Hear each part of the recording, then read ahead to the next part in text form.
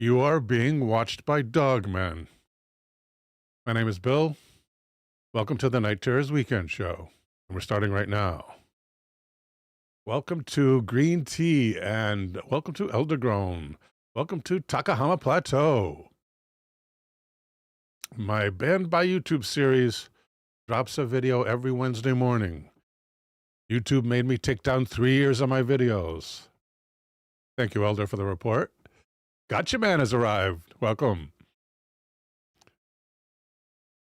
So those videos are no longer on the channel. The only way you can see them is to catch them on Wednesday.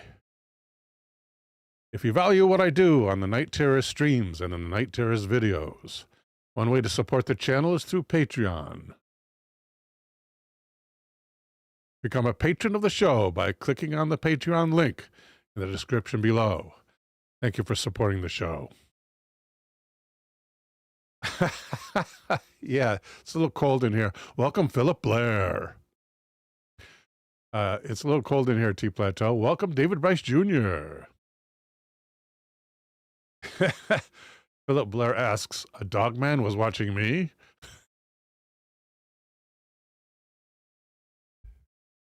Shane Riley has arrived. Welcome, Shane.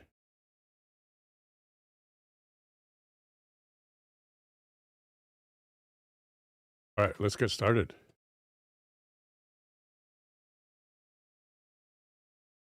I think I have this at the right place. Yes. The interesting thing about the Dogman cryptid is that it watches you. in a large portion of the accounts, before you see them, they start watching you first. Here at reddit.com, in the Dogman subreddit, is a article by a deleted user entitled Watching, or a post rather. An anonymous says, a lot of people who have encountered dogmen claim to have seen them staring into their home windows or their car windows, watching them from the tree line. Many people would have no idea how long they were being observed, often only noticing when they start to feel as if they're being watched. Or in some cases, the dogman itself grunts and growls and gives its position away. Happy Halloween, folks, by the way. We got a Halloween treat coming up. Welcome, Big L1.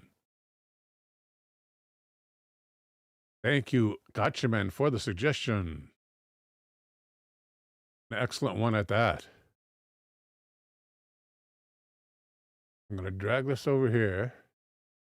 I'm going to assume this is not going to change my other typeface sizes. I've had good luck with this so far today. And we're going to go right about there for that. Yeah, that looks good. What about this size?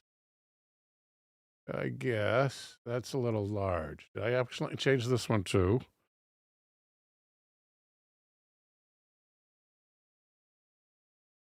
That looks a little better there. That seems good there. I think we're good. Thank you, G-Man. Okay. An anonymous continues. Welcome to Dread Pirate Lenny. The Dread Pirate says, I saw a dogman watching me from the tree line a few winters ago. It had blue eyes. Cool. And anonymous continues, my question is, what do we think they are watching us for? Is it purely just curiosity or something more sinister? In some cases, they could have been looking in a person's window for hours before that person wakes to see something staring at them. If merely curious, it wouldn't stare for such a long time. Maybe a few minutes maximum before becoming bored. Good point. Or if, as many predators do, it sits and observes its prey for long periods. Why haven't a lot more people alleged to have been killed by these things? I guess because when you're killed by them, there's no witnesses, maybe? Obviously, we can only speculate as to why they do anything. But I've been wondering lately what the purpose of the watching is. And then he asks for other people's thoughts. What am I hitting? Oh, the bat. Am I hitting my green screen? My green screen is very close behind me. Maybe it's just my imagination. A response from the Dank Doodler, who says dogmen, like humans, have a range of personalities. Some could be curious, some could have more sinister intentions. And another no longer member of Reddit answers that comment. It's true.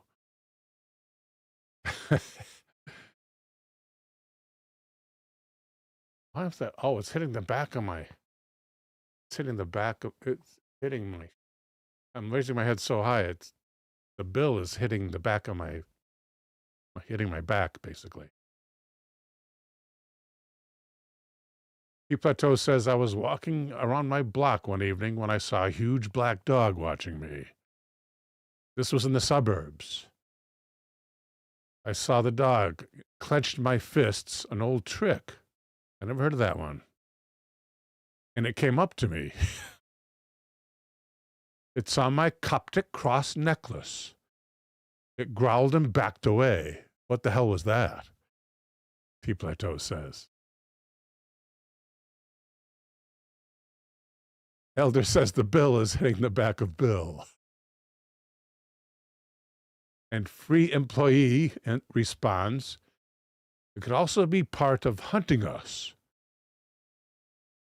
Some animals spend hours studying their prey before they make a move. Answered by another deleted user of Reddit. That's what I thought too, could definitely be a hunting strategy. Many predators watch prey for hours. But if that is the case, you would assume many more people have fallen victim to these things. I do think they have killed more than we'd be comfortable with. Answered by the original poster here, Free Employee. That can also be very true. Many people and livestock go missing all the time, never reported, or reported as a mystery. Who's to say that they hunt us and other animals?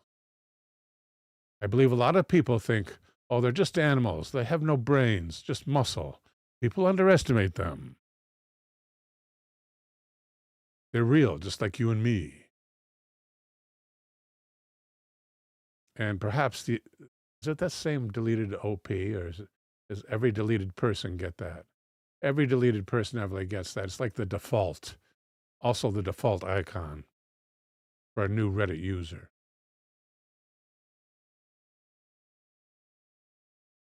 I think they're real. I think we underestimate them at our own peril. And Free Employee responds, even when I hike in a group or alone in some places, I sometimes have a feeling I'm being watched or being hunted. You know what I mean. Peaked at 22 says, if you haven't already, check out David Paulides on YouTube. Free Employee answers that, I have, and I'm very impressed. Thank you for the recommendation. Never heard of Paulides before, and found it on Reddit. Aggravating Hickama says, well, they may also consider us a possibility of a threat.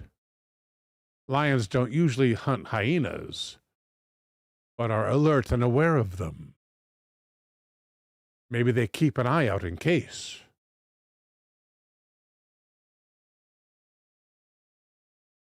Free employee agrees.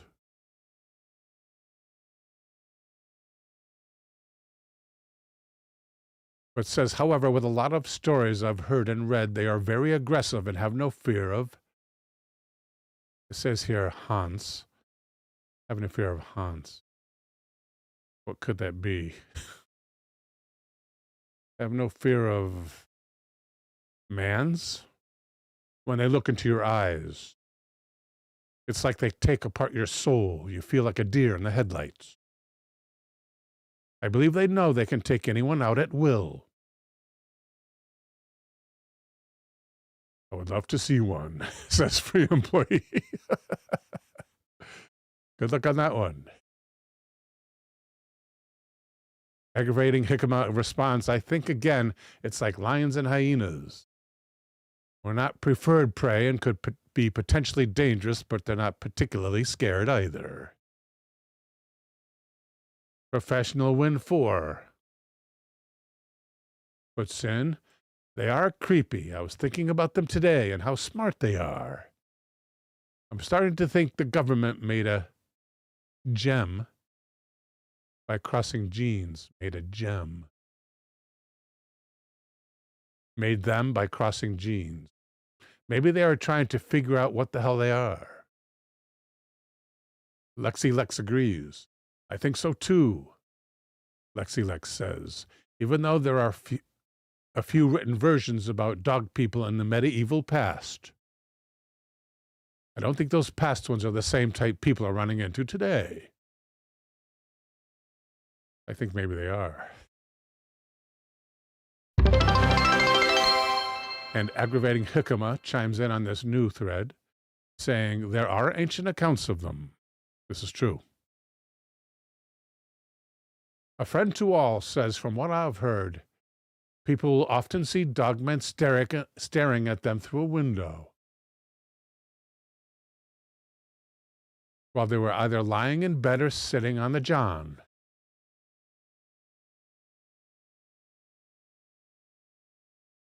Kuzo says, I honestly believe they are just animals that have been here for a very long time and have adapted. They are just as curious about us as we are about them. An unidentified OP, an anonymous deleted user, says, that could very well be correct, but says the OP. So the OP, the original poster from the top, was following all of this before they deleted their Reddit account. So I think every one of the deleted ones is from the OP, which stands for the original poster.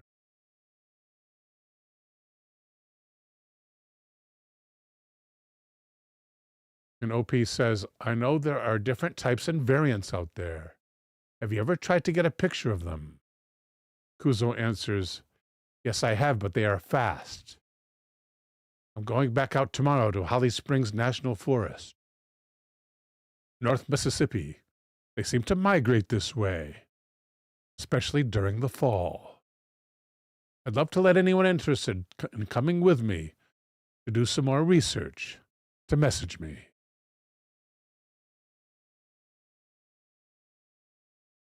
Gray Mares in Space says, they are curious. Some are probably curious and malicious. The original poster. Anonymous. They do seem to have different personalities. The Gray Mares in Space replies. Welcome, Jock11. Good evening. Gray Mares says, there is a great episode on Sasquatch Chronicles. I think the title is The Haint. It's worth a listen. I can't imagine what we look like to these creatures. Sitting for hours, looking dead behind the eyes. We must be extremely strange to them. The original poster makes me wonder other things too, assuming these creatures have been here for a very long time. They must be watching humans that long. Imagine all the changes these in our behavior these things have seen. Imagine all the changes in our behavior these things have seen. Maybe he means through the centuries. He or she. What must they think of us? How intelligent do you think they are in comparison to humans? Taquito the raccoon says, I think they watch us because we're weird. Intelligent animals that recognize patterns of behavior get intrigued by odd behavior. We do ourselves. Dogs do. Cats do. We do a lot of stuff that doesn't serve a clear purpose. Often these things involve lights, bright colors, and strange sounds.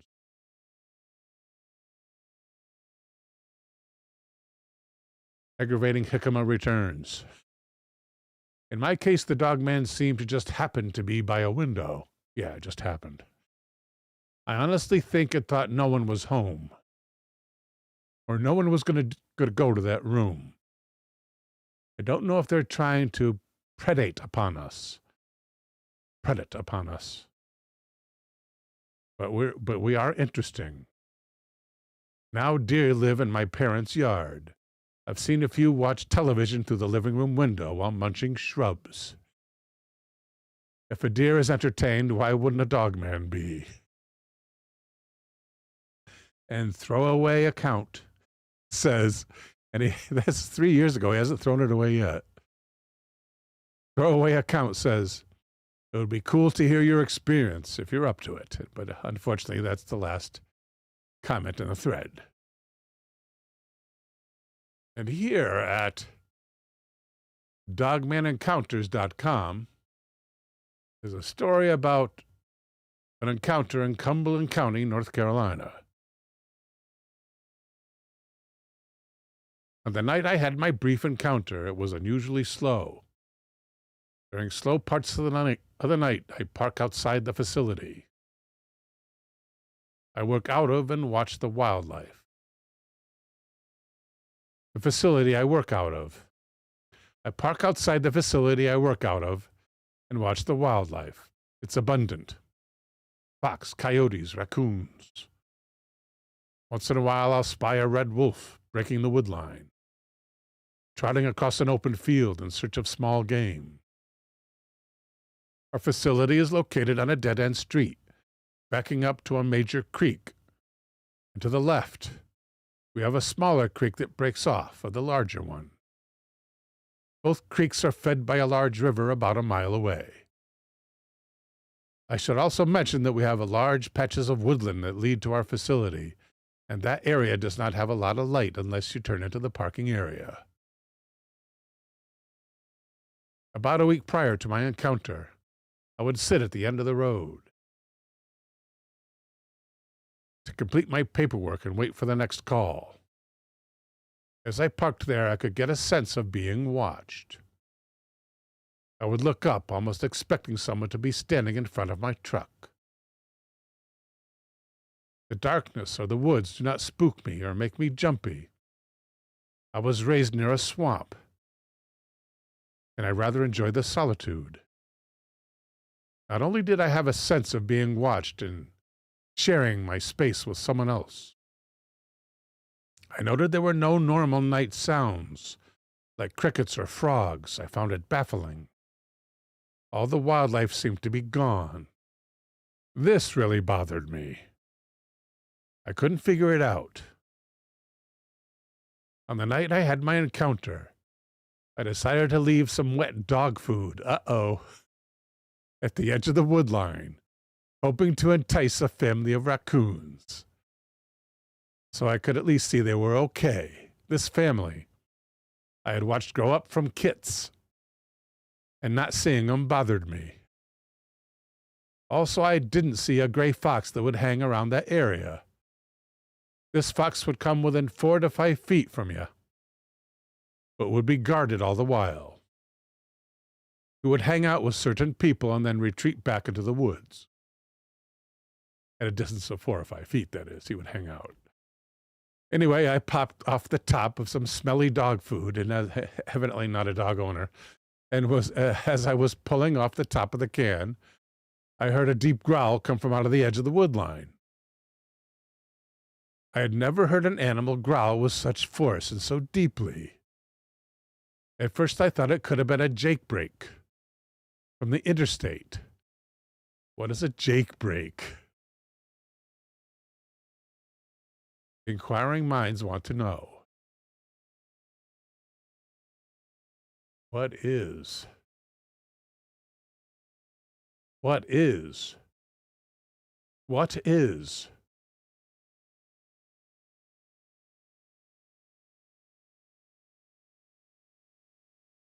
A Jake brake. A Jacob's engine brake. Gotcha Man says, also called an air brake. Green Tea says, a tractor-trailer brake.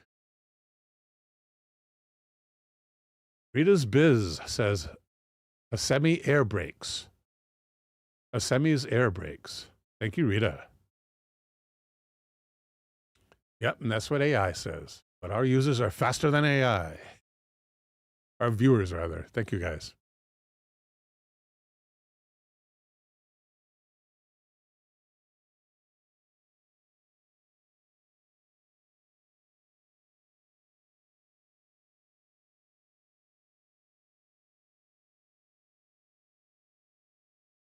A Jake brake from the interstate can be heard from our facility, but that's not what it was.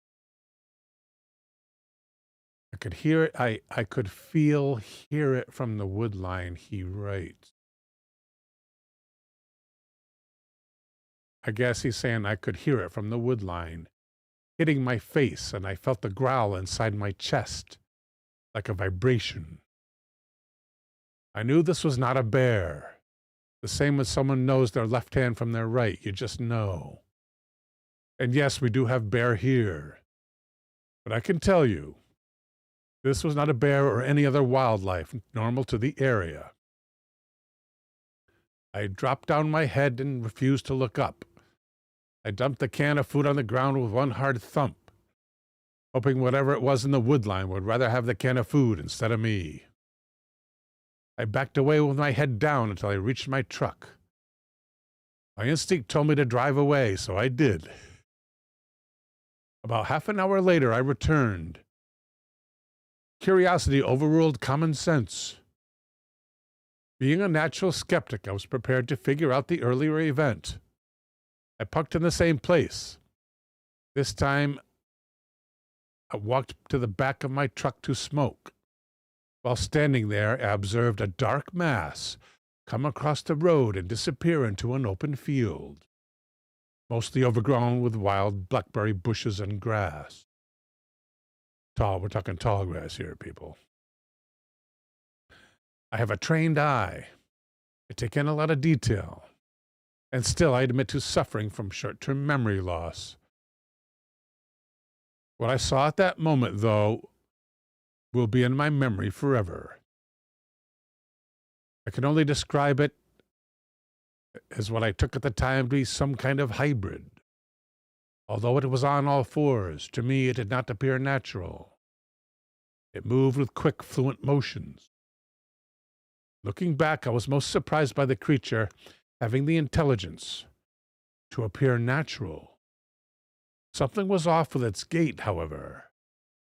It was like its front legs were pulling its body forward. The back was hunched at the shoulders. The back was hunched at the shoulders? Or how about from the shoulders? The back was hunched from the shoulders, and it had a long back. The creature was black, which I can only describe as a dark mass, no reflection. I also noted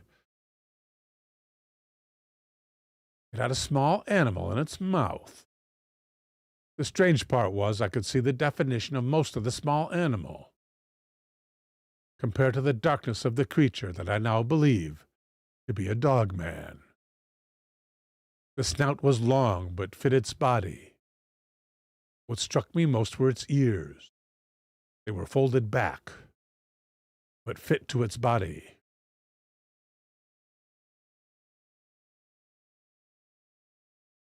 I already read that. They were folded back, like you might see on a Dutch shepherd or a German shepherd. With my background working with dogs, the ears were clearly defined. I can't say what kind of tail it had or what color its eyes were. I just know it was there one minute and gone the next. Come daylight, I looked for tracks, but I listened to my gut and did not enter the field to look for it. The ground leading out of the smaller creek was covered in grass, and what dirt there was hard.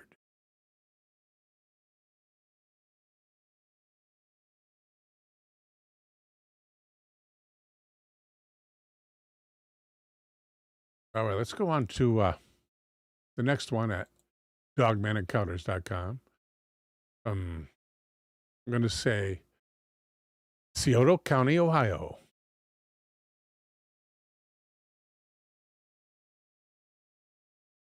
Okay, this took a lot of courage because I've been ridiculed so much for what happened to me. My grandfather owned a cabin. I'm not disclosing the location, but my grandfather's cabin was his way of getting the family together for the holidays. One day, that all stopped abruptly. He wouldn't allow anyone but himself to visit the cabin which we all looked forward to going. For years, I would ask him why he did that. He never told me why. But when he passed, he left the place to me. I inherited the cabin of my childhood and was ecstatic. It was soon after that I realized why he did what he did. I would go out and walk the woods, on game trails, which are everywhere. I know these woods like I know my own home, so I never had any reason to fear them. It was on one of these walks that I encountered what people call dogmen. We're talking plural here, folks. Thank you, T. Plateau.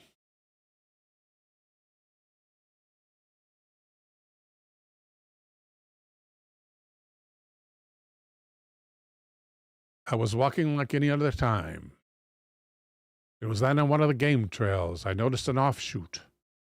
A small trail that went only 6 to 7 feet.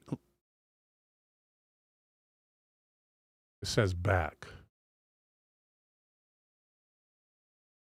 I might say that traveled only 6 or 7 feet. I could see that something had bedded down there. I thought it was deer. I then walked in the bedded area. I soon realized this was an ambush point, for whatever made this bedded area, and that it was massive. My arm hairs stood erect, and a chill literally ran down my spine. I felt as if I was being watched from different vantage points. Plural again here, folks. Since it was nighttime, I had a tracking flashlight and my sidearm. I drew my sidearm and kept it ready. I genuinely feared for my life. Suddenly, the ungodly growl was made to my right, about 10 to 15 yards from me. And he says here in parentheses, very close indeed. It was so terrifying. I did not immediately run, fearing that whatever it was might take me as threatening. I turned and started heading back on the main trail. I'd be backing up on the main trail. And when I was about 5 minutes from the back door of my cabin, this thing let out a howl that I swear felt like it went through my body. I then proceeded to run. As soon as I did, this thing was chasing me. For every 5 steps I took, this thing was taking 1. That's how fast it was. I heard the sound of branches being ripped off trees, and I could have sworn I felt the vibrations of it running after me. I barely made it to the cabin and slammed the door, locking 2 deadbolts and a chain lock. Wait a minute. In a cabin in the middle of the woods, you need 2 deadbolts and a chain lock.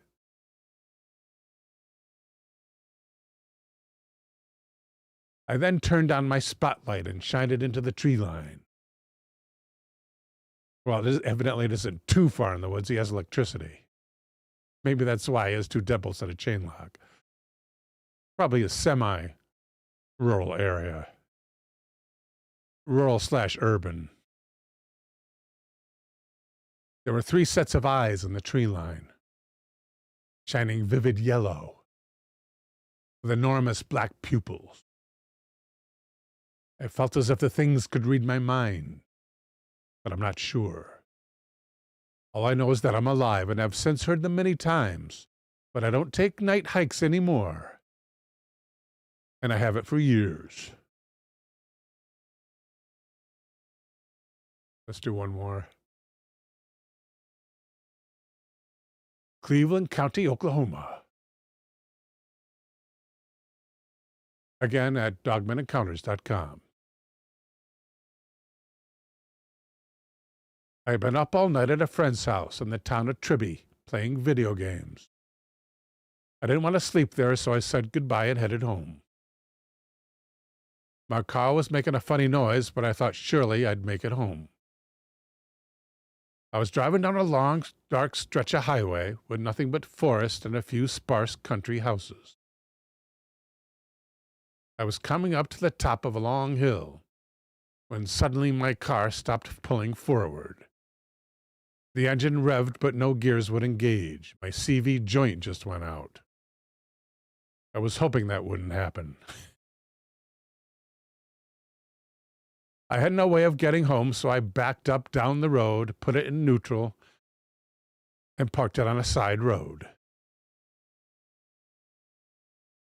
I guess he backed down in neutral.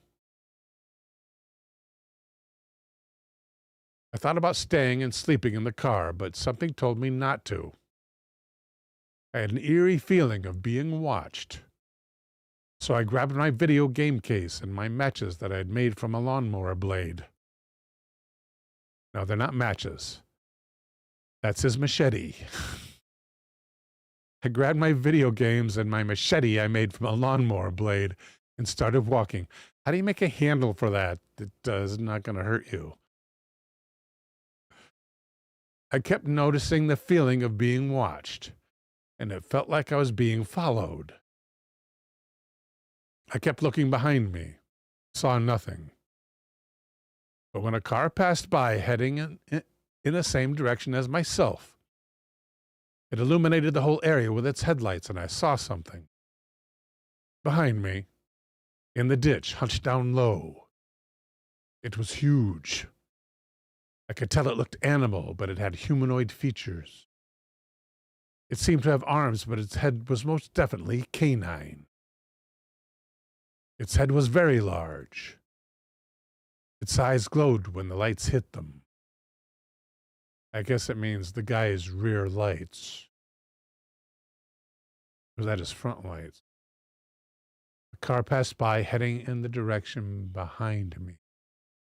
Oh no, so that came from the front of him. Okay.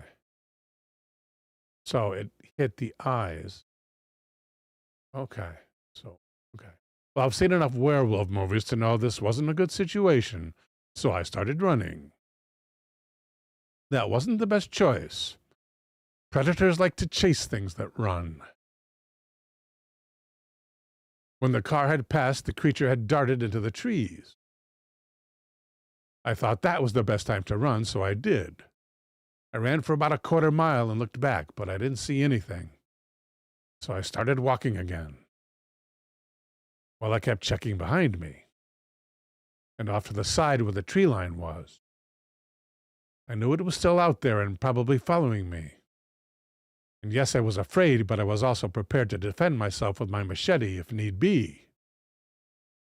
I came up onto a hill and saw a farmhouse off in the distance to my left, down a long dirt driveway.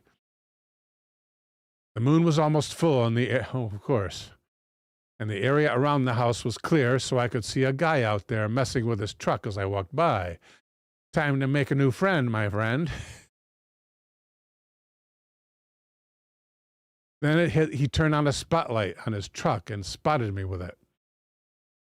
I kept walking because his property said no trespassing.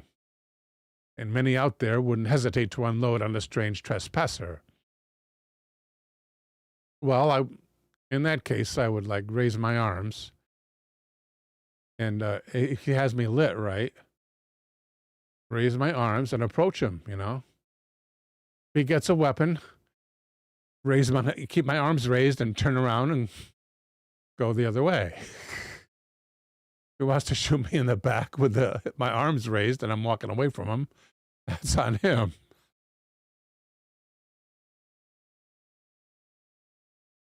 But I would definitely go towards him with my arms raised at this point in time.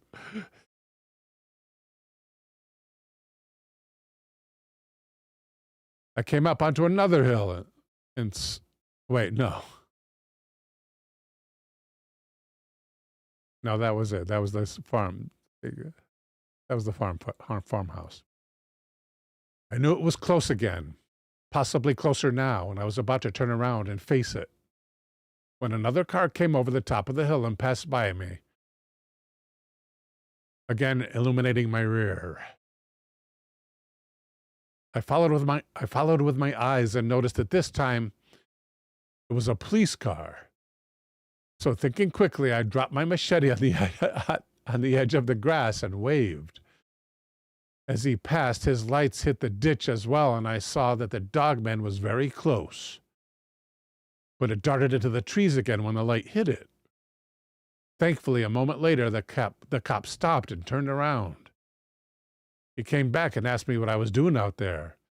So I told him what happened with my car. I didn't mention the Dogman, though. He may have thought I was crazy, but I asked him for a ride home. He agreed after wanting to go check and make sure my car wasn't blocking the road.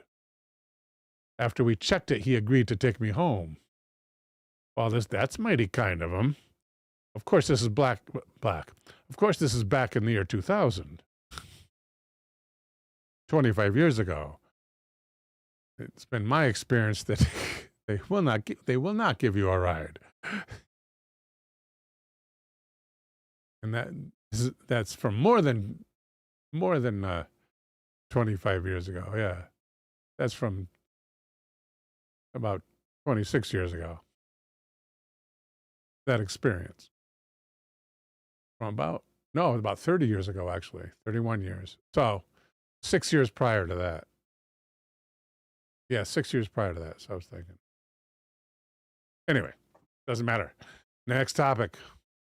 And we have an excellent suggestion to start us out at 37 minutes past the hour from Green Tea.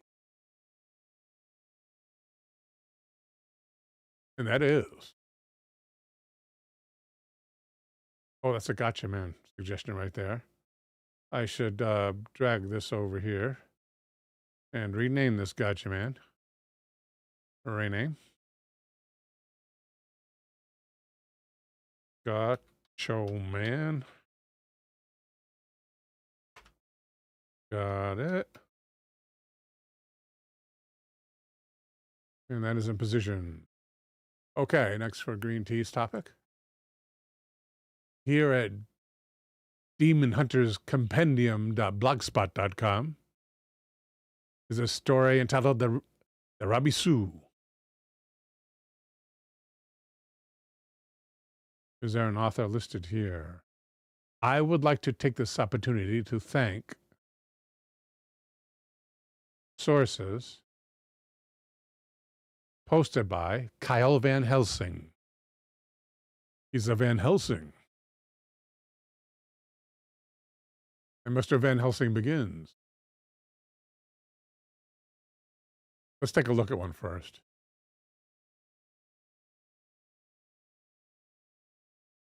Rabisu.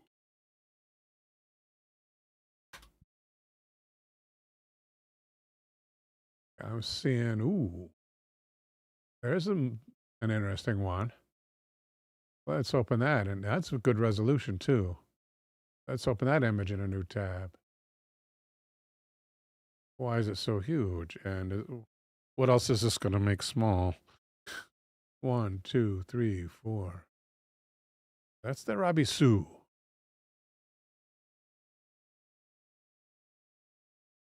Okay, I need coffee.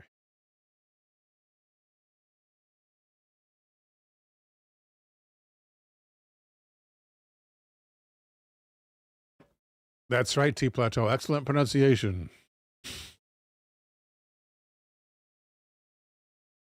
The people of ancient Babylonia believed that hordes of evil spirits are to be found everywhere, both within and outside of man's domain. Among these invisible entities are the Rabisu, the ones that lie in wait. The demon's mere presence makes the hair of any man or woman stand on end. In other words,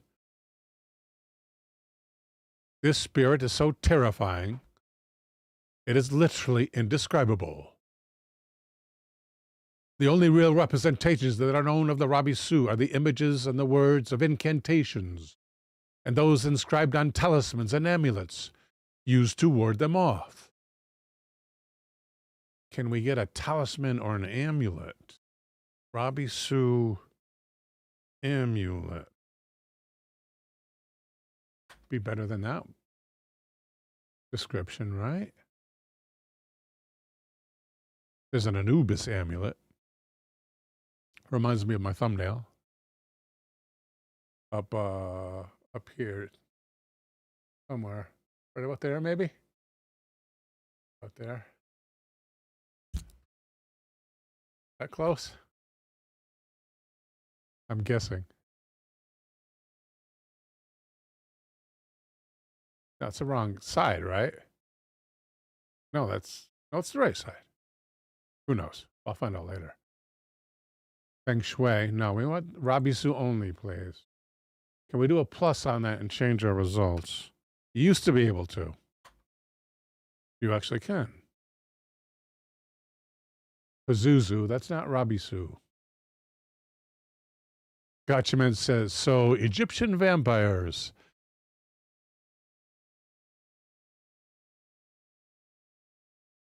Philip Blair says, spooky looking. Beelzebub. I'm not seeing any Rabisu. How about a Rabisu talisman? Talisman.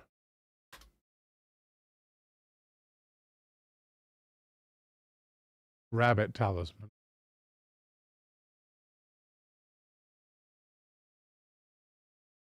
I assume let's go to the site Old World Gods for this. I assume it resembles this on talismans when it appears. Open image in new tab. Not tab. Oh, that's too tiny. We need new window. We need this part in a new window. Or new tab, rather. There we go. That's a good one. Very nice. Philip Blair says, a boy named Rabisu. Good song. And we are probably here.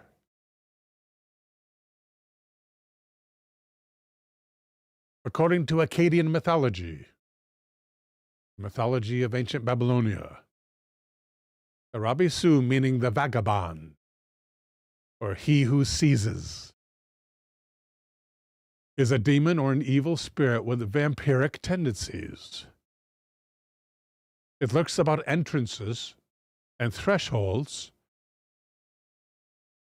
of houses and hides in dark corners, where it awaits a chance to attack any passers-by. Elder also unable to find a Rabisu specific amulet. Thank you, Elder. Doors and bolts will not stop them, nor will closed windows, as the Rabisu will slither through such openings like a snake. In some instances, these demons are known to lurk upon rooftops, where they await an opportunity to pounce and devour a newborn. In the biblical book of Genesis, God says to the unaliver Cain, sin crouches at the door. This passage from the Holy Bible may indeed refer to the Rabisu as being a very real threat. The Lord is essentially saying that evil is always present, and lurking about, ready to attack and devour the unwary. Sin crouches at the door. I wonder what AI thinks of that. Let's find out. Does AI agree with that?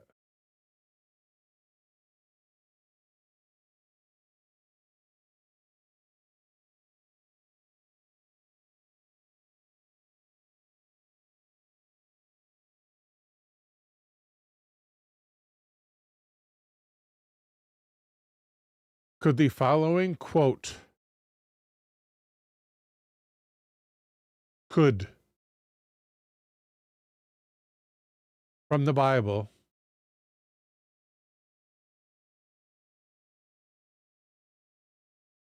be related to the ancient Babylonian demon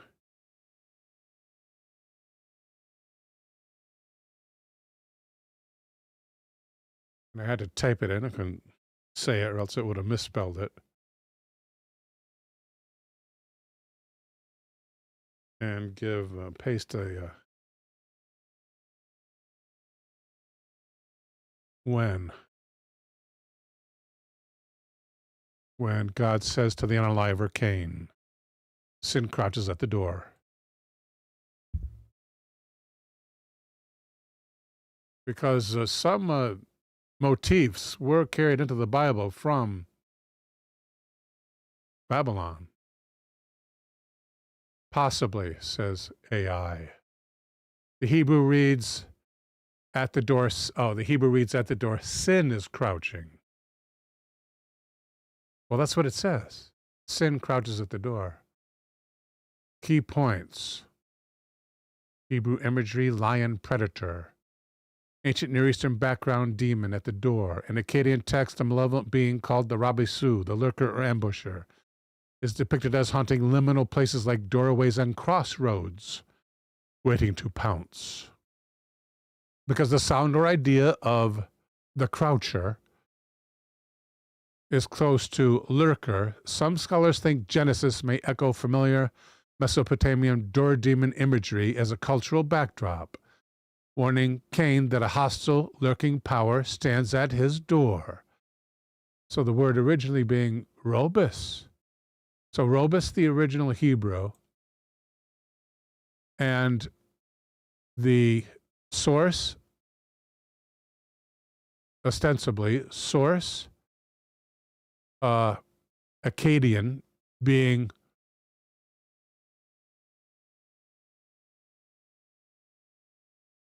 Rabisu.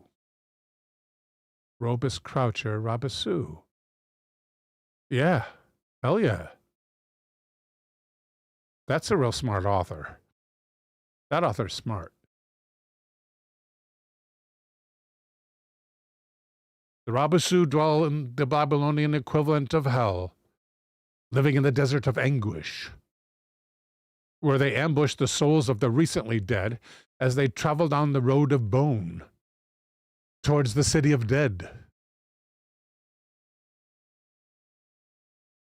It is ruled, I guess the city of dead, is ruled by the goddess Ereshkigal and her consort, the death god Nergal.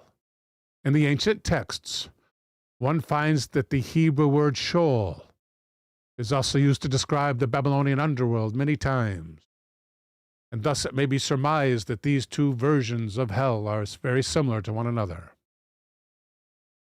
This place is known as Erkala, which was once another name for the goddess Ereshkigal, until Nergal made his way down to the underworld and seduced her.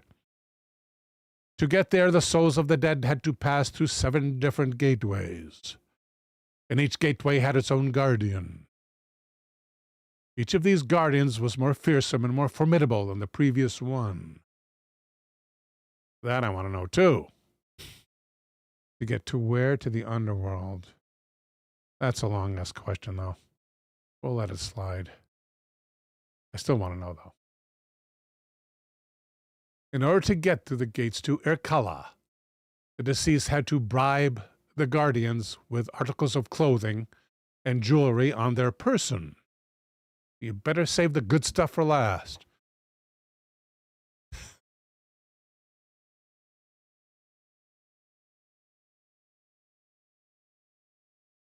Once the souls had made their way through the gates, they were greeted by a world similar to the living one, only much more dreary in comparison. That's what's kind of cool about the old Hebrew version of heaven. It was like, well, for instance, Jerusalem below and Jerusalem above. It was like this city, or for all I know, all of Israel, duplicated in heaven. I believe that's the way they interpreted it.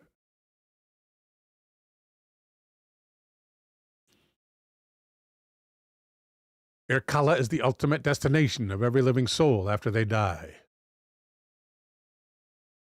and not necessarily punishment for one's sins or wrongdoings, and no reward for one's kindness or good deeds to be had. On a more depressing note, as if those two things aren't enough, the dead had nothing to eat or drink but dust, which I imagine they did, because evidently they were hungry and thirsty. Furthermore, these spirits would not live forever in this hell, but their bodies would continue to decay, just as they would while buried in the ground. Irkalla wasn't necessarily an evil place. Ershkagal and Nergal served as the guardians of the dead, protecting and watching over them. Pretty rough place to spend a while. It is said that an unbroken line of pure sea salt will ban the Rabisu from harming others. Salt. The salt barrier. As salt represents incorruptible life and purity. Salt comes from the sea, and it is said that life itself emerged from the sea. In ancient times, inverted bowls with magical charms engraved onto the surface were placed in the four corners of building foundations. This was done in the hope that the bowls would trap any Rabisu nearby, preventing them from hurting or even killing passers-by. Sometimes such demons may be stopped by merely closing the door on them. I imagine this is before they pass through. However, the solution to stopping any evil force is rarely that simple. In ancient times, it is said that kings placed statues of powerful demons at their palace entrances, not only to pay homage to these spirits, but to ask for protection against lesser ones. Such statues function not only as decoration, but also as apotropaics, repelling evil, things that repel evil. Apotropaics, essentially scaring the lesser demons, like the Rabisu, away from such places. T. Plateau reminds us, hence the gargoyles on some churches around the world. Thank you, T. Plateau. Crossing oneself before crossing a threshold is considered to be helpful. Crossing oneself? Did the Babylonians cross themselves? Maybe they mean present day. As will maintaining a certain degree of awareness at the entrance of any house. Some sources also claim that staying in company with good friends, that is to say, the type that produces hearty laughter and pleasant noise, will drive the Rabisu away. At one time, the Rabisu preyed upon humans for their vital energies, their life force. They could then manipulate this energy, enabling them to move objects, essentially creating a poltergeist effect.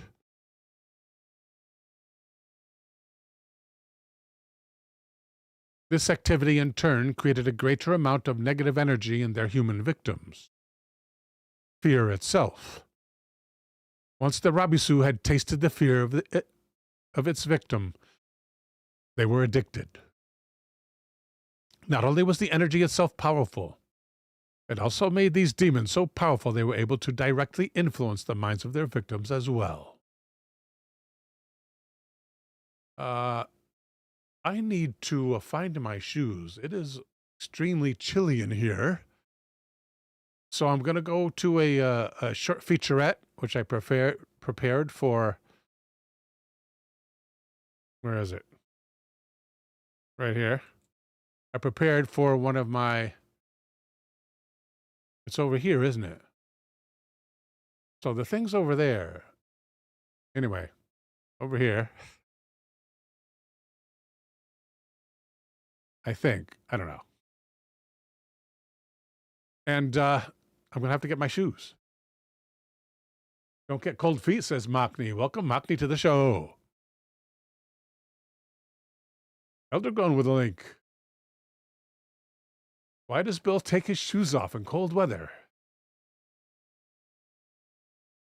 We have a link from Elder. Let me deal with that first. We will make this active. Hey, welcome, Synchro 505. Mike provides all the original music for the show. All the incidental music for the show, I should say. The majority of the music for the show, I should say. And you're about to see a featurette, Mike. And here it comes.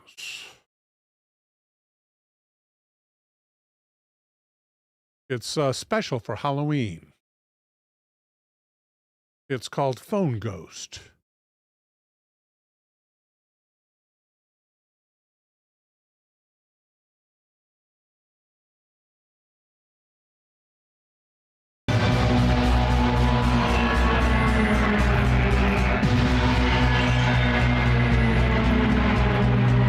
Stay connected to the world with the new 23 Skidoo. With large buttons and a loudspeaker, you have the freedom to connect to anyone, anywhere. Are you doing okay, Mrs. Peterson? I have collapsed and I cannot ascend. I'm sending someone over right away. For customers with dementia, the 23 Skidoo can help keep you from wandering off by delivering a mild electric shock. The 23 Skidoo can also be used to resuscitate customers who have gone into cardiac arrest.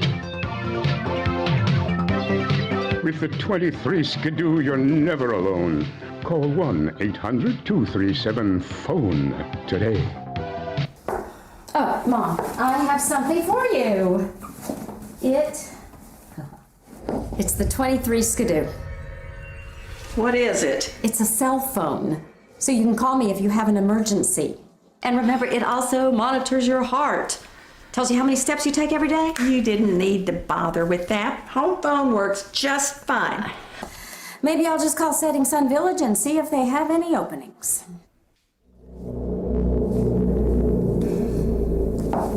And keep the phone on you at all times. Love you. Later.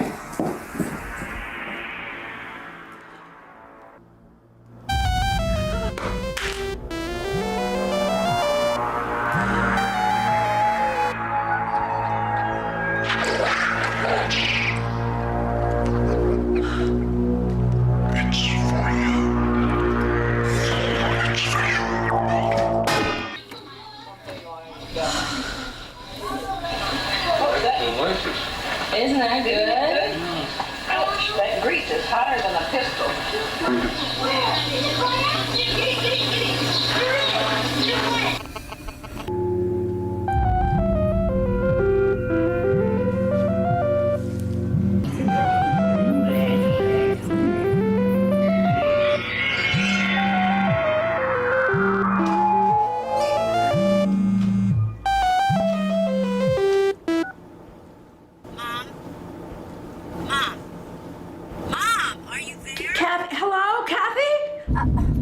Mom, I told you to keep the phone on you at all times.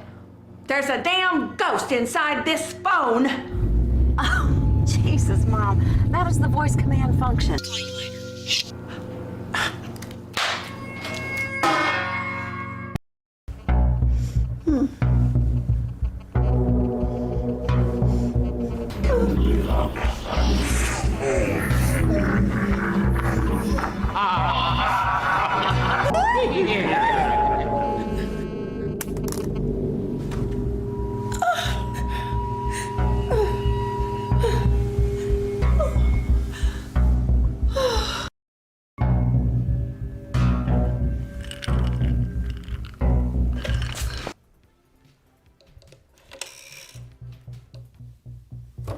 Welcome to 23 Skidoo. To get connected to the world with your new easy-to-use phone, press 1. For technical support, press 2.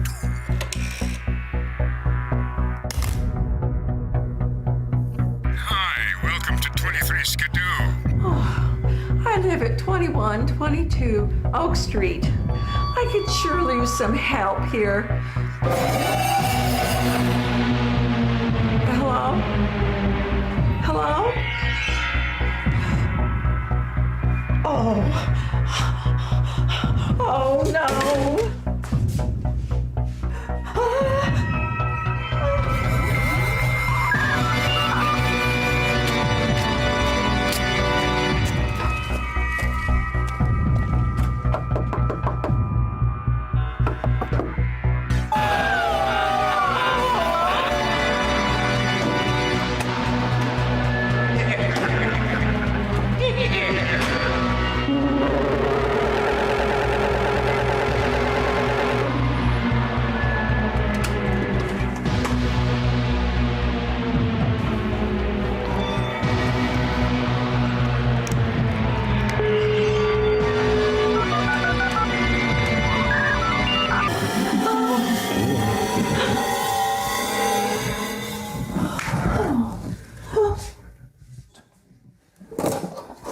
So, is the ghost gone? No, I'm afraid not. He's still in there. Those contracts are impossible to get out of. Yeah, it's a shame, really. Those 23 Skidoos are really nice. Take real nice photos with low light, even. I've done all I can do here, ma'am. Good luck.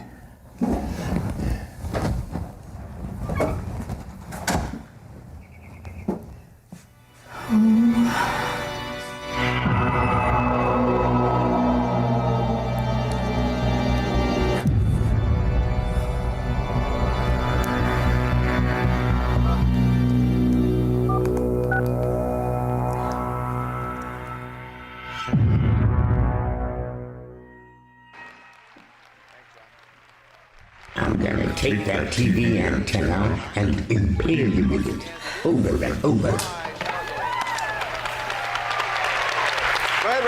Hey, I'm talking to you. Well, what do you want to watch, Phone Ghost? I want to watch Cheers. What do we get here? I only get 3 channels on this TV. So it's either Wheel of Fortune, News Hour, or Everybody Loves Raymond. Everybody loves Raymond. Okay. It is a prize puzzle. Yeah. I've got... You're up there, nobody likes you, Raymond.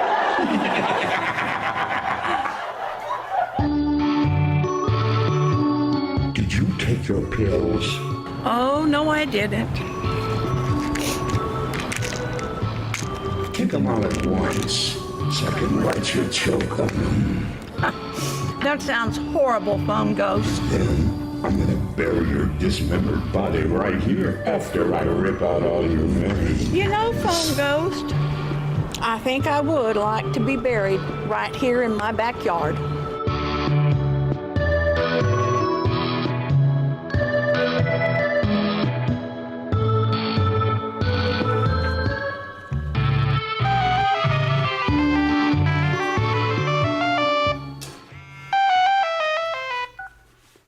Hello?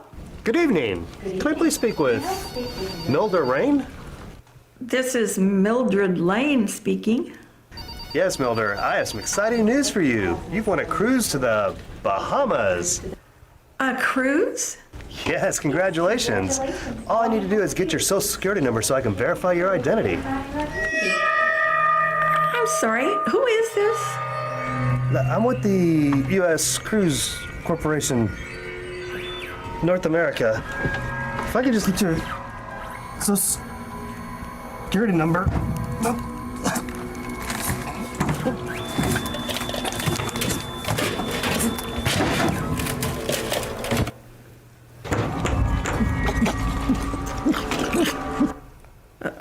Hello? Hello? Oh, well.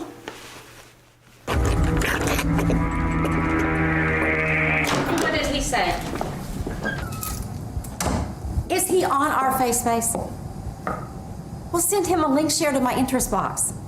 No, send it to my interest box. Look, I'm at my mom's. I gotta go.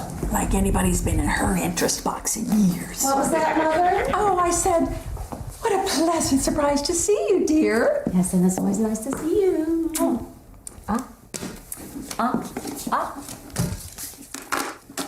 I've got you something.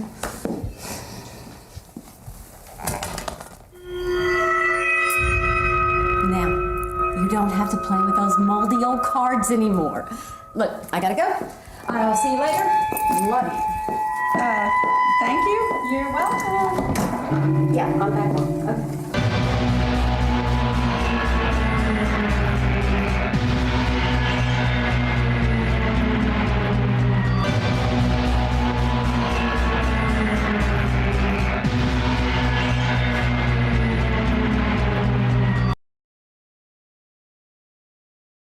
All right.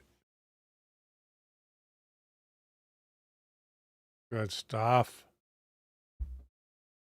Next up at 7 minutes past the hour is a suggestion from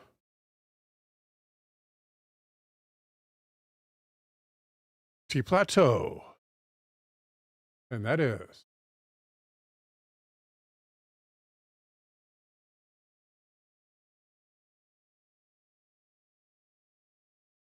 there we go. The Mystery Signals of Glomar Java Sea.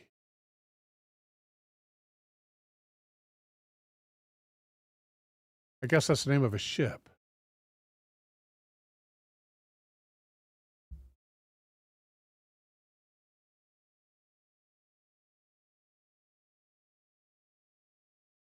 Full text of Bill Ship Glomar Java Sea.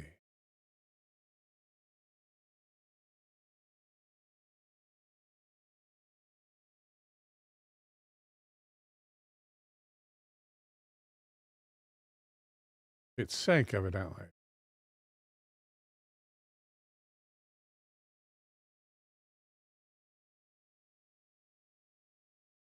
"78 crew members." Oh my goodness. Divers found the body of 78 crew members on this ship. A company spokeswoman said a remote television camera was sent down to the sunk Glomar Java Sea.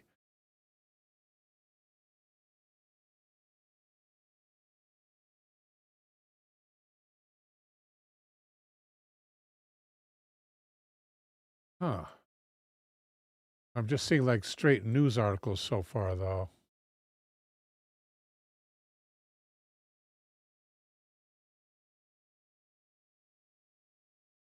This looks interesting.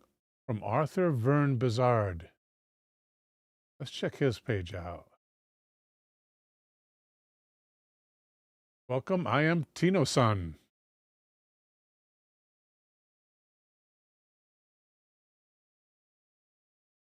Let's try that. And get rid of these.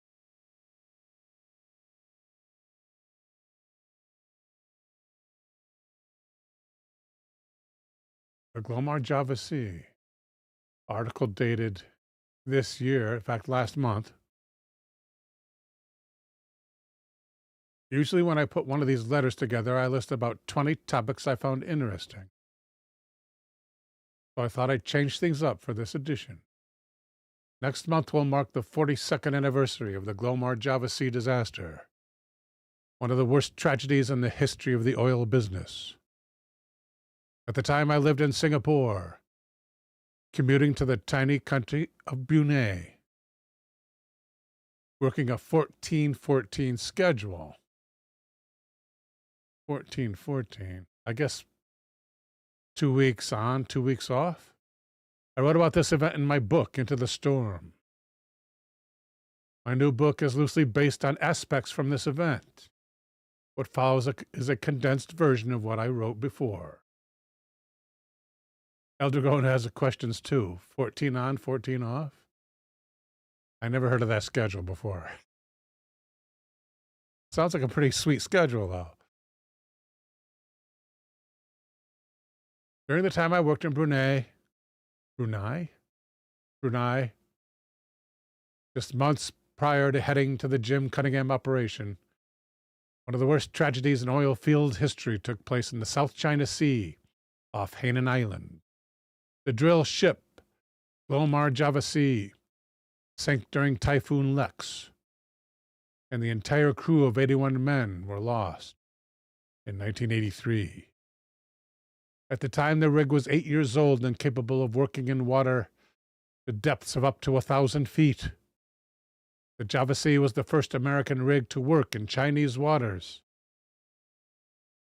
There are several reasons why this particular tragedy has stuck with me. I've always thought that with just a couple of turns of fate, I could have easily been on that rig. I had an offer from Global and seriously considered it.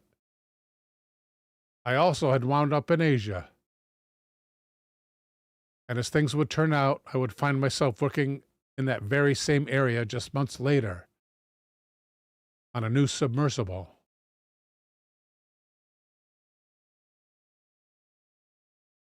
Obviously, back then, there was no internet, and those with a specific understanding of what occurred weren't very forthcoming with the findings.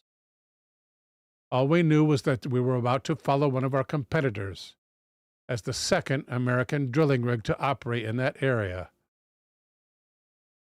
The same area where everyone on board had lost their lives due to a typhoon. Whether we would regularly see firsthand.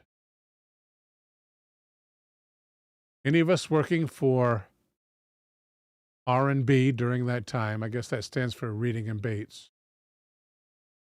That's who we worked for at the time. Could easily have wound up as part of the Java Sea crew. The fact that I had spent so much time on the Indonesian island of Java also resonated. Apparently, the storm Lex had started out as a tropical disturbance near the Marshall Islands 11 days before. As it had approached the Philippines, it was upgraded to a tropical cyclone. 2 days later, routine drilling operations continued with wind speeds around 12 knots and 5-foot swells. According to the National Transportation Safety Report, the assistant rig manager, normally based in the company's Changjiang office, but happened to have been on board the rig, made a call to the drilling group vice president in Houston just before the worst happened. To him. Welcome, Tina Tomaszewski. Is that? Did you change your name, Tina? Your YouTube handle? I don't recognize that. It says Tina Tomsky. Okay. Welcome, Tina. In any case. Oh, I forgot the buzz. Welcome, Tina. One of the original gangsters of Night Terrors.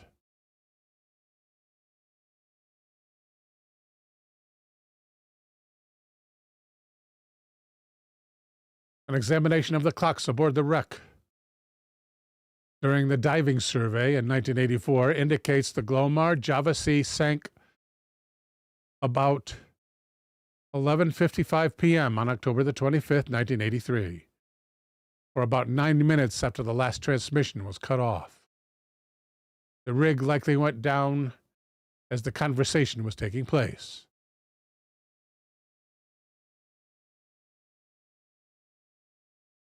Tina says, I removed my last name, but then sometimes YouTube uses your original setup name. The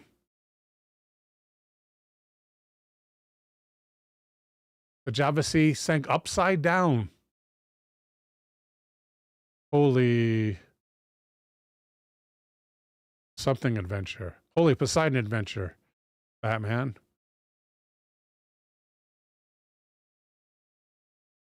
I shouldn't laugh about such a loss of life. About 1,650 feet southwest of its anchored position, over the well, and resting on the seafloor in an inverted position.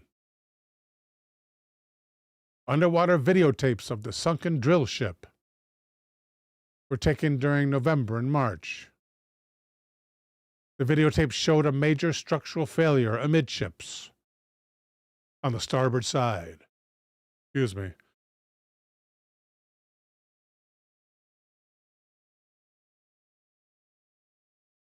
Pardon me.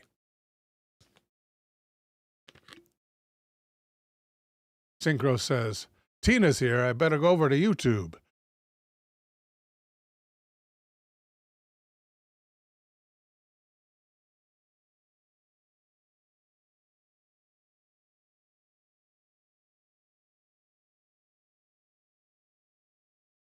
The videotapes also showed a major deformation of the lower side shell plating, 15 feet forward and 25 feet aft of the fracture, and some damage to the shell plating near the bow. The derrick was missing, and the deckhouse damaged. Thank you, Elder.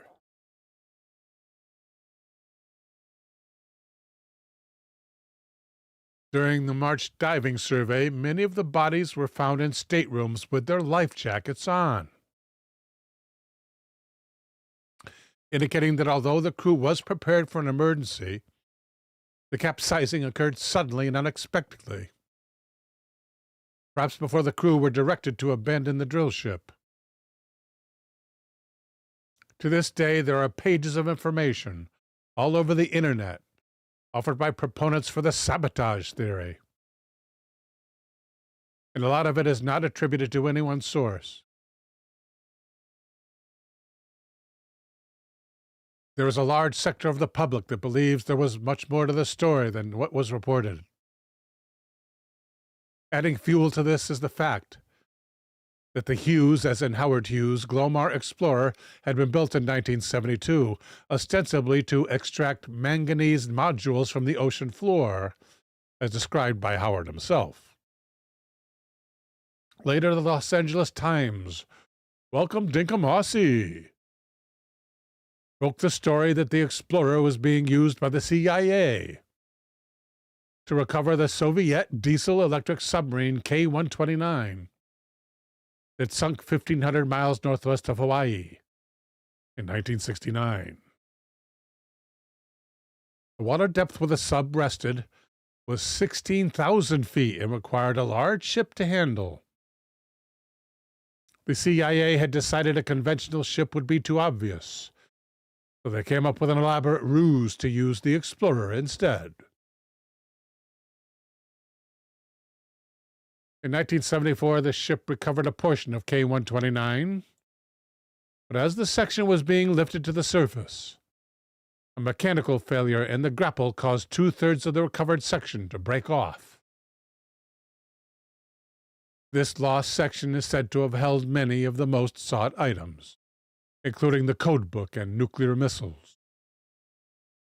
The recovered section held 2 nuclear-tipped torpedoes and some cryptographic machines, along with the bodies of 6 Soviet submariners, I guess you would say. Yeah, submariners, who were given a formal filmed burial at sea.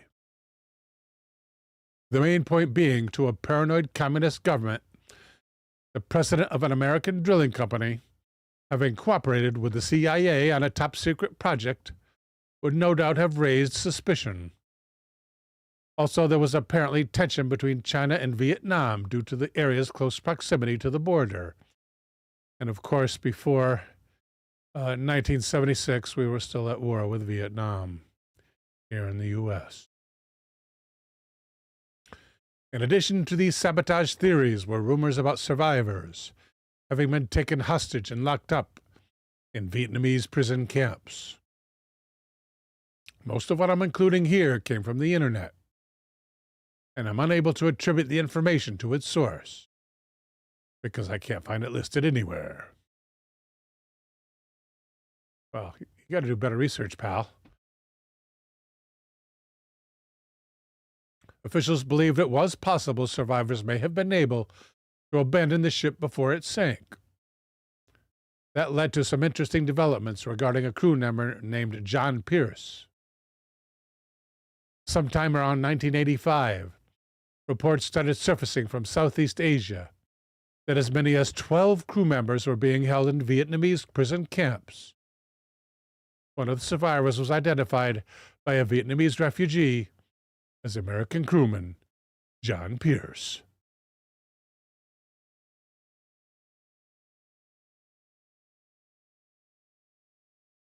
Douglas Pierce, father of John, reported that the refugee had seen his son, 5 other Americans, and 8 Chinese when they were brought into a prison in Da Nang, where the refugee was being held.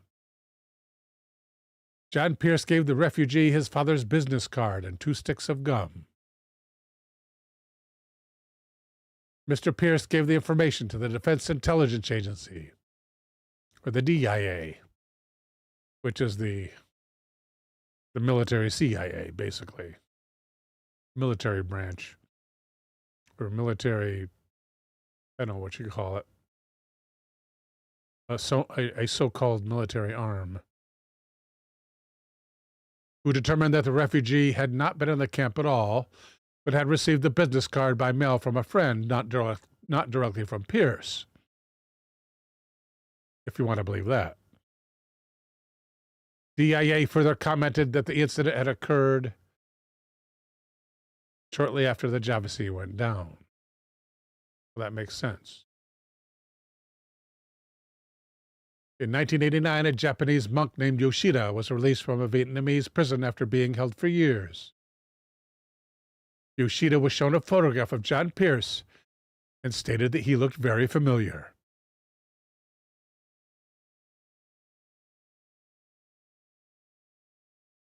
All right, let's get to the next topic. At 22 past the hour, just from Gotcha Man. Actually, no, I think we have one from, wait a minute.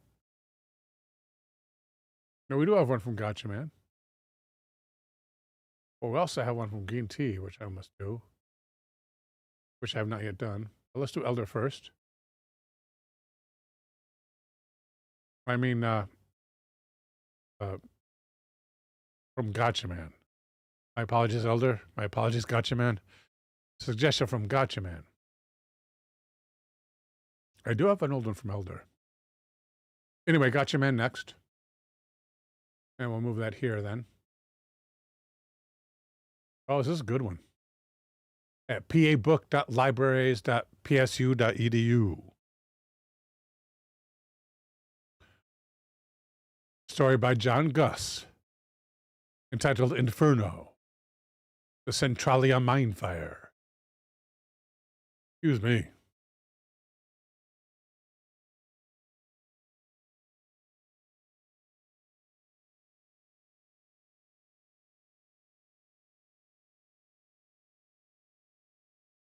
Pardon me.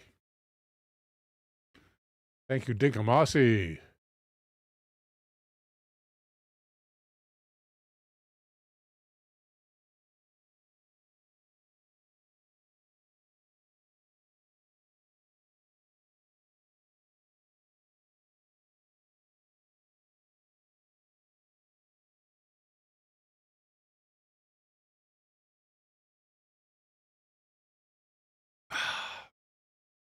Blackberry Palm from Wally Mart.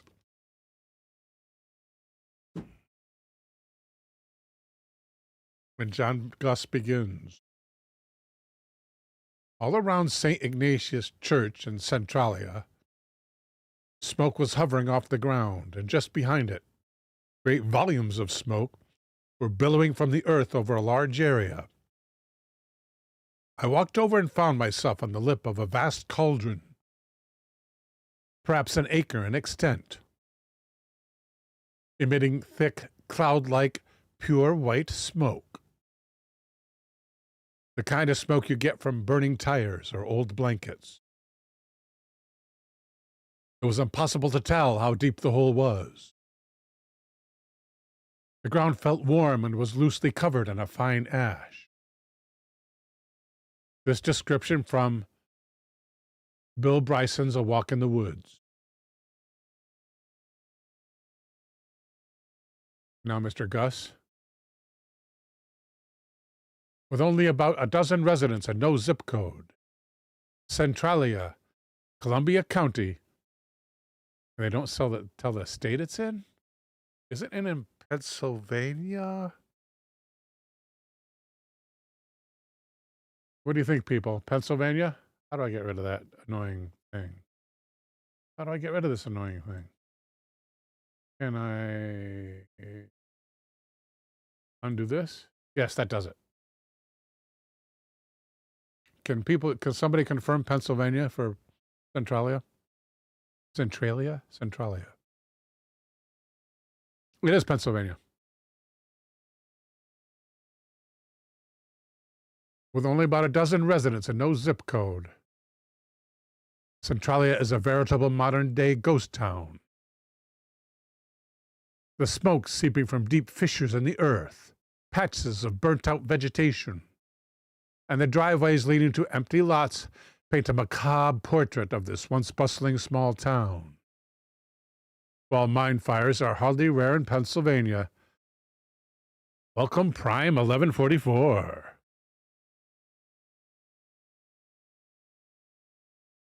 There were estimated to be at least 30 burning in the state.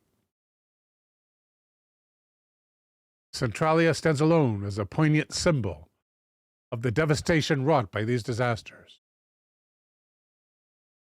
Since the mid-19th century, Pennsylvania's rich bounty of coal has been formative in its history. Coal mining impacted the Commonwealth immensely. On the national stage, its abundance of coal pushed forward the process of industrialization. Without Pennsylvania, industrialization in America would have been far more halting than it was. As it was full speed ahead. And the national economy might well have remained primarily agricultural for some good portion of time. Despite the profitability of mining ventures, the mines themselves were often characterized by horrific working conditions, while the potential for catastrophe was always real.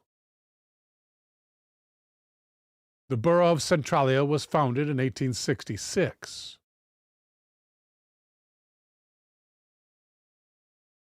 And it had already been on a slow economic decline for several decades.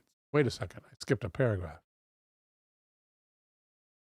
It declines in the next paragraph, folks. Spoiler alert. It was founded in 1866 as a community for miners and other employees of Locust Mountain Coal, which had recently opened several mines in the anthracite fields nearby. In many ways, Centralia was a quintessential Pennsylvania mining town. Its prosperity and population frequently shifted in response to the unpredictable market for coal. Unpredictable market for coal. I guess these are after the boom days.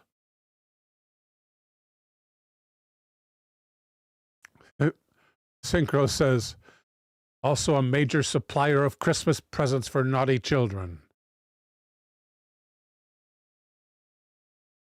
I got a rock. Oh, that was Halloween.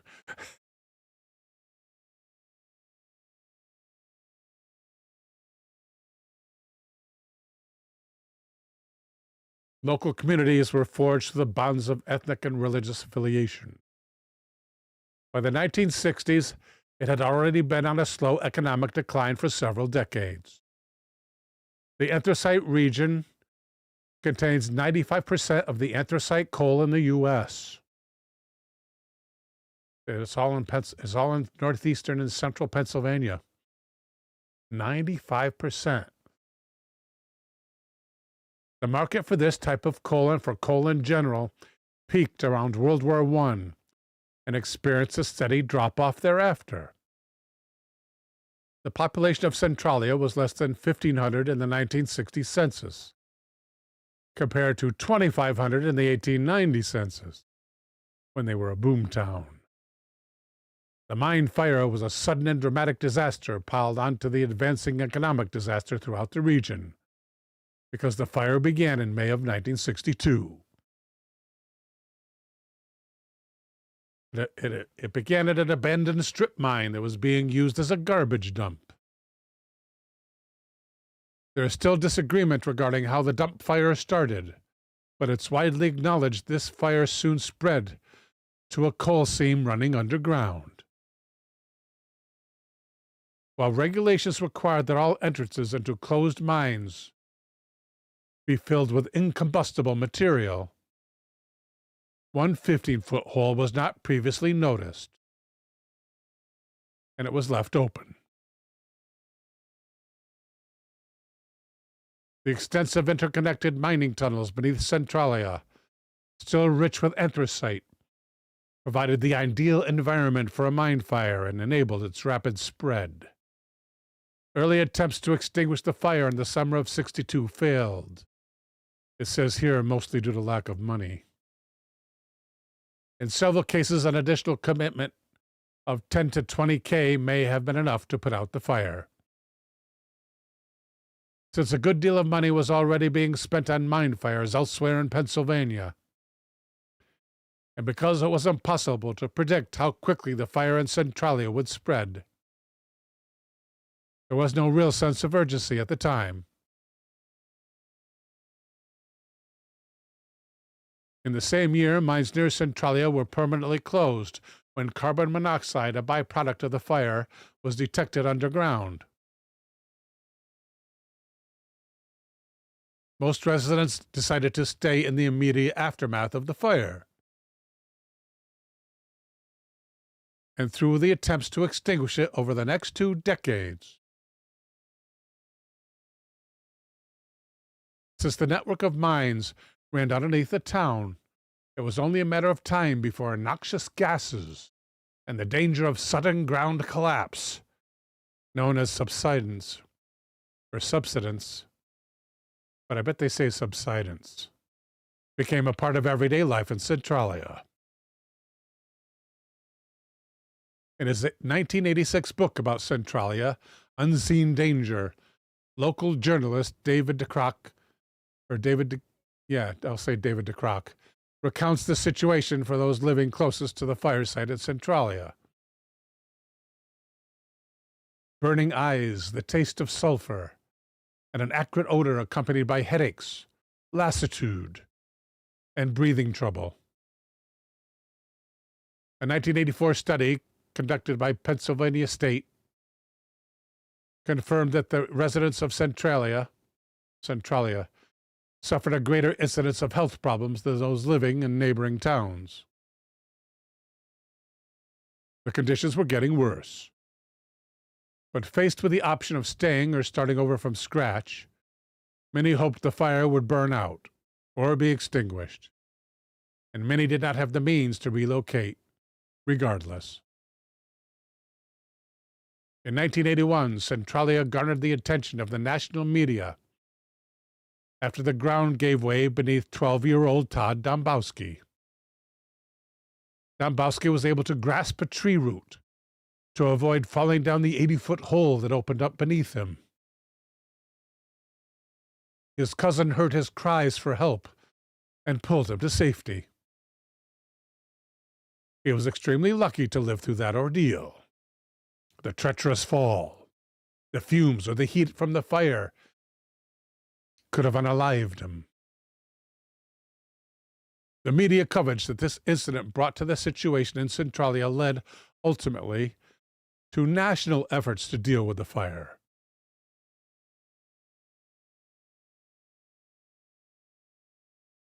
In 1984, with the cost of putting out the fire estimated at $660 million, Congress passed a bill that would provide $42 million to relocate on a voluntary basis the families that remained.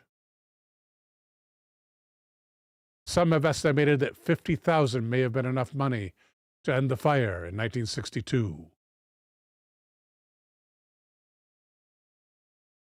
As the relocation plan remained voluntary, the choice between abandoning a lifelong home and enduring the risks to health and personal safety divided the community.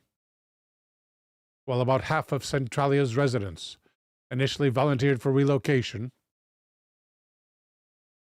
there has been a slow matriculation out of the town ever since. I hope they're still getting that cash. In 1992, the state government declared eminent domain, meaning that families that had lived there for generations were considered squatters. Several families still remain in the area, as the state has yet to forcibly evict anyone. Well, thank goodness for that. The story of this town remains an object of fascination in literature and film. The set of the 2006 horror film Silent Hill was also partially inspired by Centralia. Excuse me.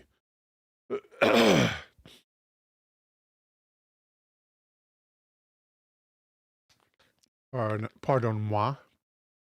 Pardon-moi.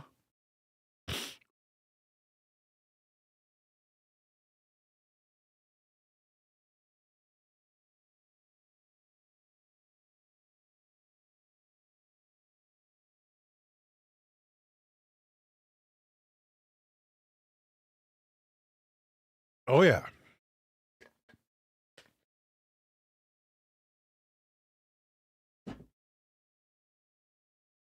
And at 37 minutes past the hour, let us go to an elder's suggestion at this time. Right? Should we? Yes, I think we should. We have some other real good stuff. I'm going to save them. One from Green Tea, one from Tea Plateau, two from Tea Plateau. Okay, let's see what we got from Elder.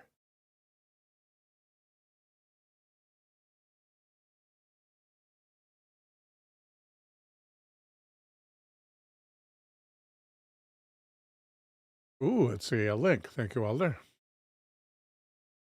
I guess we can put it here.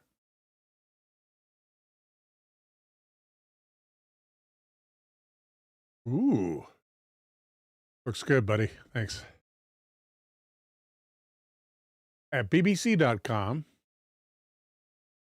there's an article that is uncredited. They usually don't do that, do they? Maybe the BBC does. I'm used to those English rags. No credit given for their online articles, the BBC. Okay. And the title is Chinese Astronaut Puzzled by Knocking Sound in Space.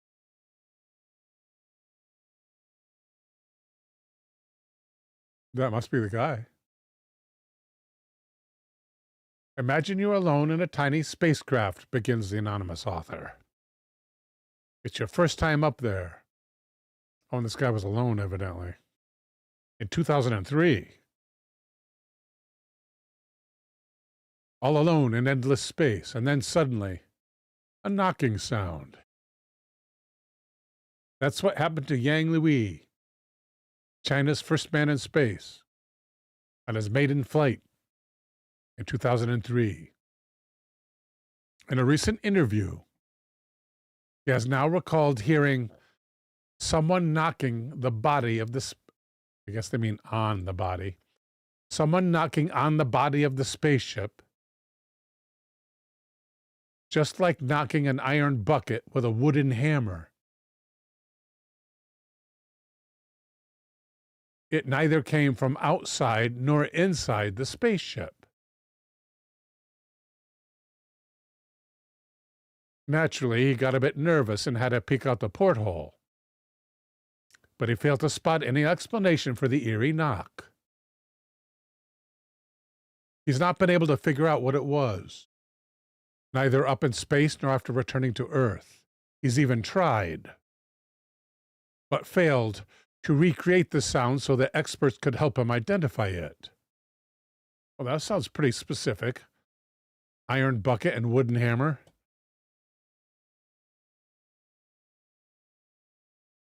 Unsurprisingly, the story about unexplained mystery sounds in space has garnered quite a bit of attention. Who or what was knocking on Mr. Yang's spacecraft?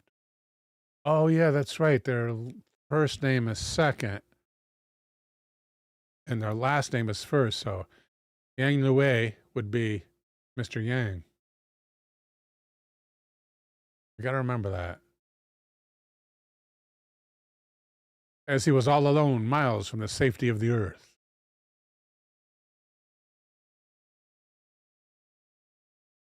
T. Plateau said, he had such fun as a child.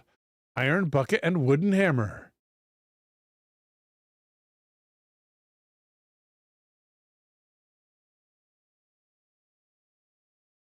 Given that there's no medium for sound to travel, you would expect space to be silent. Professor Goh Sher Heng, an expert in space engineering at the National University of Singapore, told the BBC, the traveling of sound requires a medium, be it air particles or water or metal. It needs solid atoms. Simple examples for this would be thunder, sound traveling through air, underwater sonar. He says if it is knocking, there could be something physical hitting the spacecraft carrying the astronaut. But stresses that any such suggestion is purely speculative. Well, if the guy thinks that it's not outside and it's not inside, must be between the walls, right? There's got to be some kind of insulation there, of some kind. I'm sure it's not. The first wall you see from the inside is not immediately adjacent to outer space, I'm pretty sure. Oh, and there he is on official Chinese poster. We got to see one of these, man. Open image. Take a close-up look at this. Cool. We got to be talking communist China here, right? Or they still call it communist China? Did the wrong thing. We want to go where? Here. Here we want to go. 2, 3, 4. That's him in the local press or some kind of English press, but here's his here he is in the foreign press. That looks like it might be. That doesn't look Chinese to me. It might be. If I had to guess, I'd guess Korean, but I do not know. I wonder if AI could identify the language in that newspaper. That's English. I wonder if AI could identify that. Save image. Let's make it a JPEG. Save it to the show folder, which is right here. And save. Ask AI, which is here.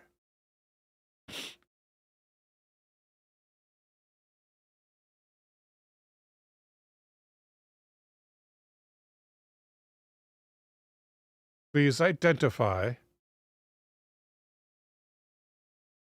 the language in the following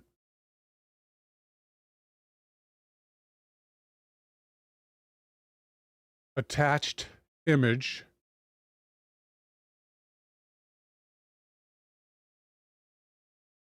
which is not English. Then we'll attach that image. Add photo, add file, add photo. And we just have to go up one here. There it is. And it looks like it's uploaded, and go.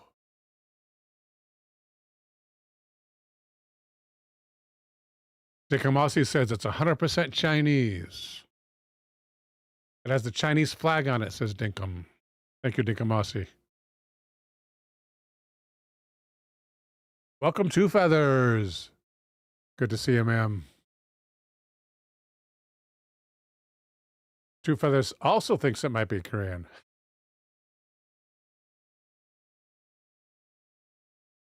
Oh.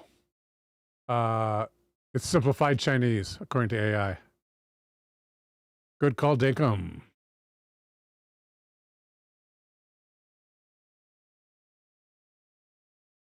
Translate it. Translate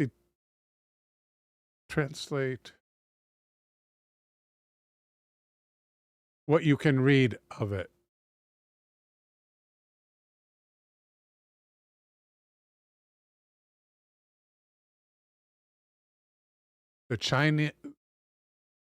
China's man who flew into space is the headline. Text near the middle. Fulfilling the Chinese nation's 1,000-year dream of flying to the heavens. Also mentions launch details and times, likely referring to the Shenzhou 5 mission, China's first crewed spaceflight. Other newspapers on the left, partly visible. English headline. Chinese text on the left page, small print. Shenzhou 5, the name of the spacecraft. This is a collage of newspaper coverage celebrating Yang Liwei's 2003 spaceflight aboard Shenzhou 5. The language is formal and patriotic, emphasizing national pride. In other words, it's propaganda. Emphasizing national pride in the fulfillment of a long-standing dream of space travel.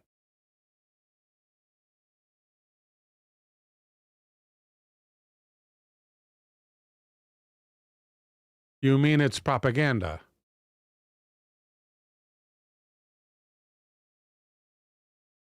That's a very insightful question, and the answer depends on how we define propaganda. It's definitely freaking propaganda. Give me a break. What was I going to ask it, though? Something about what it said last time. Oh, yeah. Was there anything unusual that happened to the astronaut during his mission in space?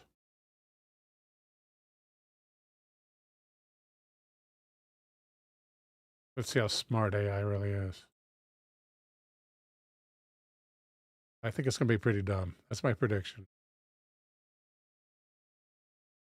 Yang Liwei reported here. No, AI got it. Reported hearing a mysterious. Oh, it's printing what it's reading. Or summarizing what it's doing, actually. I believe. A few things stood out in Yang Liwei's 21-hour Shenzhou 5 flight. Mysterious knocking. Yang reported hearing intermittent knocks, like hitting an iron bucket with a wooden mallet, with no visible cause inside or outside the capsule. Years later, he suggested it might have been structural noises from changing air pressure. But no definitive explanation has been found. Severe vibration right after launch. That's enough to shake some stuff loose, right? Like the severe vibration in, what's it called? Jodie Foster movie. Contact. Like the severe vibration she went through. That could loosen some equipment up between the walls. Space motion sickness symptoms. He recalled waves of nausea during ascent. This is common on early flights. Does he mean common to early flights? High G loads on re-entry. Accounts note he experienced up to 8 Gs on re-entry? On re-entry. That doesn't seem right. Landing hard landing rumor. Hard landing rumor. Officially, the landing was nominal, but photos of bleeding lips sparked speculations of a hard touchdown. It remains unconfirmed.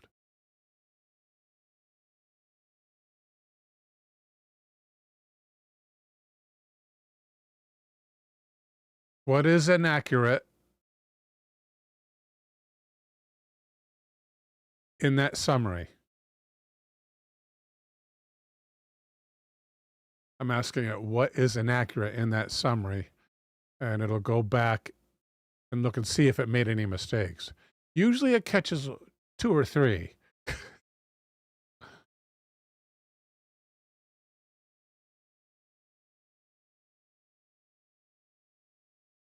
Evaluating inaccuracies. Good catch. 2 items in that summary were not right. About 8G was inaccurate. Shenzhou 5's nominal reentry peaked at 3 to 4G, compatible with Soyuz. The 8 to 9G figure applies only to a ballistic emergency reentry, which did not occur on this mission. Space motion sickness during ascent is unsupported. Landing bleeding lips is an unconfirmed speculation. It's only been reported anecdotally, but not officially verified.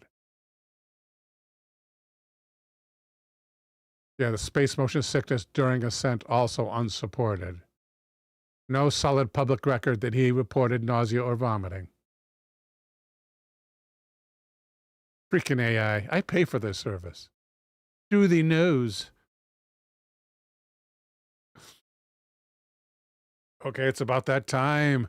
Don't forget, people, you got to check out my show on Wednesday. You want to see a cool little featurette like that.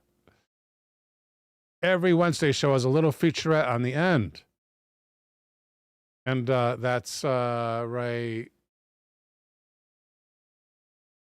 here? Here? It's the opposite way. I'm going to guess here. Yeah, here. So catch that show. And don't forget to follow Tina Tomaszewski over to Dark Sayings with Peter McCarthy. He's going live in 6 minutes on YouTube. So don't miss it. And we'll see you next Saturday. Until then, may God bless and protect us all.